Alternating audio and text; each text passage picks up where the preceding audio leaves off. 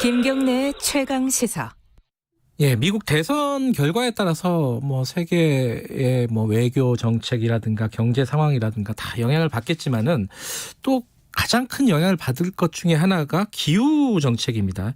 이 기후 위기 관련해 갖고 지금 트럼프 대통령 정책은 굉장히 많은 비판을 받고 있어 왔잖아요. 그게 좀 만약에 바이든이 된다면 그게 변화가 될 수도 있을 것 같고, 오늘 또 하필이면은 미국이 파리 기후변화 협약 탈퇴를 공식 통보한 날이라고 합니다. 11월 4일. 미국 지금 국제사회에서 미국의 역할, 대선과 관련해 가지고 이 기후 위기는 어떻게 지금 정책이 진행될 것인지 환경운동연합 에너지기후국 이지영 국장님 잠깐 연결해 보겠습니다. 국장님 안녕하세요. 네, 안녕하세요. 예. 지금 작년에 그 미국이 파리 기후변화 협약에 탈퇴를 했나요? 네, 맞습니다. 네, 미국의 파리협정 탈퇴는 4년 전에 있었던 그 미국 대선에서 이제 트럼프 공화당 후보의 공약이기도 했는데요. 네. 이제 트럼프 대통령이 이제 당선되면서 결국 공약을 이제 현실화한 것이었고요. 예. 당선 후에도 이제 2017년 6월달에 예. 트럼프 대통령이 이제 미국이 기후변화 파리협정을 탈퇴하겠다고 이미 공식 선언을 했고, 예. 그래서 이제 오늘로부터 정확히 1년 전이었던 네. 11월 4일에 이제 미국 정부가 실제로 유엔에 공식 통보를 했습니다. 그래서 규정에 따라서 이제 1년이 지난 오늘부터 공식 탈퇴 효력이 이제 발생하는 것이고요. 그 파리 기후변화 협약이라는 게 이게 뭐 좀 어렵습니다. 이게 좀 쉽게 좀 설명해 주시고 간단하게 거기서 미국이 탈퇴한다는 건 어떤 의미를 가지는지 그것 좀 말씀을 해주세요. 네, 일단은 미국이 기후변화에 관한 국제적인 노력에 사실은 이제 찬물을 끼얹는 결정이었다고 보는데요. 네. 이 파리협정이라는 것은 이 국제적인 기후위기 대응 규범이라고 할 수 있습니다. 네. 2015년 말에 이제 프랑스 파리에서 196개국이 모여서 네. 기후위기 해결을 위해서 이제 합의한 그런 국제 협약이고요. 네. 그래서 지금으로부터 딱 4년 전이죠. 그래서 2016년도에 이제 공식 발효가 또 됐습니다. 네. 이 협정에서는 이 지구 온도 상승을 산업화 이전 대비 1.5도 또는 2도보다 훨씬 낮게 억제하자는 그런 공동 목표를 설정했고요. 네. 그래서 이 목표를 달성하기 위해서 각국이 온실가스 감축 계획을 세우고 노력을 강화하기로 이제 했습니다. 그래서 이 파리 협정은 내년부터 본격적으로 이행이 되고요. 그래서 매우 중요한 지금 시기인 거고 올해 말까지 예. 각 정부가 더 강화된 계획을 제출해야 되는 상황에 있습니다. 그러면 이제 트럼프 대통령이 작년에 여기를 탈퇴한다는 건 우리는 뭐 그런 노력 안 하겠다 이런 선언인 건가요? 그러면은? 네, 맞습니다. 그래서 미국이 계속 이런 기후변화 협약이 강화가 되면은 자국에 피해를 준다, 우리 경제에 더 불이익이 된다, 이제 이런 논리를 펴왔고요. 네. 그래서 미국은 이런 협정에는 우리는 더 이상 협조하지 않겠다. 우리는 새로운 다른 더 공정한 그런 협약을 이때부터 준비하겠다. 이제 이런 논리를 펴면서 네. 탈퇴를 하게 된 것입니다. 이번에 만약에 바이든이 집권을 하게 되면은 미국이 재가입을 하게 되는 건가요? 어떻게 진행이 될 것 같습니까? 네, 바이든 민주당 후보의 공약이 파리협정 재가입이고요. 아하. 예. 그거에 보여주는 거는 이제 미국이 이제 사실은 어떻게 보면 이제 기후 불량 국가로 그런 비난을 받아왔는데, 네. 이번에 그 재가입을 통해서 그 트럼프 정부의 어떤 정책 후퇴를 이제 바로 잡고 네. 미국이 다시 한번 이런 기후변화 대응에 적극 협조하겠다, 이런 지금 신호로 이룰 수 있습니다. 지금 아까 잠깐 설명해 주셨는데 그 산업화 이전과 비교해서 1.5도 정도로 유지를 하겠다. 이게 뭐 파리 협정이라고 말씀하셨잖아요.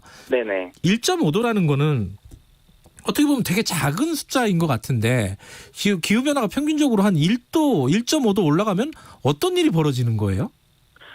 네, 그 이산화탄소 배출이 이제 급격히 늘어나면서 네. 150년 전에 비해서 현재 지구 평균 온도가 이제 이미 1도 상승한 건데요. 1도. 예. 네네. 근데 이거는 사실 지구 평균을 말씀드린 건데, 예. 국가별로 지역별로 온난화 속도는 다르고요. 네. 한국과 같은 경우에 온난화 속도는 훨씬 더 빠릅니다. 그래서 같은 기간에 한반도의 온난화 속도는 2배 수준인 한 1.8도 정도 이제 올랐고요. 네. 근데 이제 이게 뭐 0.1도, 1도 하면 이제 얼마 안 돼 보이지만, 이제 네. 최근에 우리가 겪었던 뭐 폭우, 장마, 태풍, 그다음에 이제 전 세계적으로 벌어지고 있는 산불 이런 기후 재난이 이제 단 이제 1도가 올랐기 때문에 벌어지는 건데 과학계에서는 이제 이 평균 온도가 1.5도 이상을 넘어가면은 네. 이제 극단적인 기후 현상 재난이 이제 더욱 걷잡을 수 없는 사태로 치닫는다 이렇게 경고하고 있습니다. 지금보다도 더요.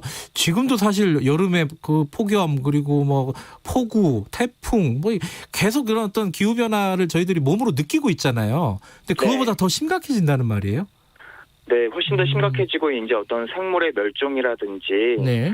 이런 것들이 사실 이제 지금 지구가 간신히 버티고 있는데 그 네. 1.5도를 넘어서게 되면은 어떻게 보면 이제 회복 불가능한 그런 지금 기후의 전반적인 붕괴로 이어질 수 있다라는 심각한 경고를 하고 있는 겁니다. 근데 미국도 미국인데 우리나라도 좀 문제라면서요. 얼마 전에 2050년 탄소 제로를 대통령이 선언을 하긴 했지만은 우리는 뭐 이렇게 현실적으로 이런 기후 변화에 대한 어떤 여러 가지 적극적인 정책을 안 하고 있다고 하는데 어느 정도예요? 평가를 한다면은? 네, 지금 이런 파리협정에 따라서 이제 각국이 좀 더 그 진전된 기후 변화 대응 목표들을 이제 발표하는 중이고. 예. 최근에 그 문재인 대통령도 이제 우리가 2050년까지 탄소 중립을 달성하겠다라는 목표를 제시하긴 했지만 사실 이제 기후위기 대응할 수 있는 시간이 이렇게 많이 남지 않았고 당장 우리가 5년 안에 10년 안에 무엇을 정말 바꾸고 노력할 것인지가 매우 중요합니다. 근데 지금 한국은 화석연료 비중이 워낙 높고요. 예. 반면에 또 이런 에너지 소비 구조는 매우 효율이 또 낮습니다.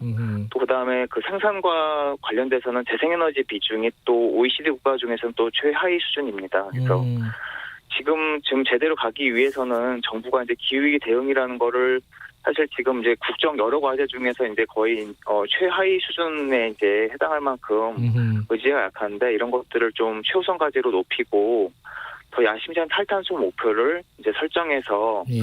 모든 사회 전 부문이 이 기후위기 대응에 노력하도록 그런 신호를 마련해야 되는데 아직까지는 이런 뭐 석탄 발전을 퇴출한다든지 네. 아니면 화석연료에 계속 이렇게 금융 제공도 하고 있는데 이런 걸 중단한다든지 하는 그런 좀 진전된 대책들은 아직 나오고 있지가 않은 상황이어서 예. 더 큰 지금 노력이 필요한 상황입니다. 더군다나 우리는 또 이 화석연료 발전소를 해외에다 또 수출까지 하고 있잖아요. 네네. 그래서 해외에서는 우리나라를 뭐 기후 깡패 이렇게 부르기도 한다는데 그 정도입니까 우리가? 네. 사실 이제 우리 한국이 과거에 국제사회에 약속했던 온실가스 감축 목표 달성에 지금 이제 실패를 했고요. 오히려 지금 줄어들지가 않고 오히려 늘어나고 있고 네. 또 그런 향후의 장기 목표도 좀 많이 미흡하고요. 네. 거기다 더해서 이제 사실은 이제 국제적인 기후변화 대응 노력에 우리도 적극적으로 하겠다고 했는데 예. 오히려 이제 뭐 베트남, 아시아, 그 인도네시아 같은 국가에 석탄 발전소를 또 수출하고 네. 거기에 또 이런 많은 공적 금융들을 또 지원을 하고 있습니다. 그러다 보니까 과거에 이제 한국이 좀 녹색 성장을 이제 잘하는 국가로 기대를 모았는데 지금은 뭐 기후 악당 국가 뭐 이런 비판을 받고 있는 상황입니다. 마지막으로요. 근데 이런 어떤 기후 관련된 정책을 적극적으로 하다 보면 미국도 그런 시각으로 아마 탈퇴를 한 것 같은데 경제 성장에 문제가 있는 거 아니냐 이런 걱정들 많이 하잖아요. 여기에 대해서는 뭐라고 말씀하시겠습니까? 네, 뭐 방금 앞서도 얘기한 것처럼 트럼프 이제 대통령에 놀리기도 했는데요. 근데 지금 이런 기후 변화 대응 노력들은 점점 더 강화가 되고 있지 이게 더 줄어들고 있지는 않습니다. 그래서 뭐 유럽, 그다음에 일본, 미국, 그다음에 이제 뭐 중국마저도 네. 이거는 뭐 선진국과 뭐 저개발국을 가리지 않고 네. 뭐 이런 재생에너지를 늘린다든지 친환경차로 전환한다든지 하는 노력들을 에너지 전환에 박차를 가하고 있기 때문에 우리가 계속 이렇게 방어적인 태도로 일관한다면은 이런 국제적인 기후변화 대응 노력에서 도태가 될 수밖에 없고요. 산업적인 측면에서도 알겠습니다. 훨씬 더 어려질 수밖에 없습니다. 선택이 아니라는 얘기네요. 이건 필수라는 얘기네요. 그죠? 네. 여기까지 들을게요. 고맙습니다. 네, 감사합니다. 이지영 국장이었습니다. 오늘 여기까지 할게요.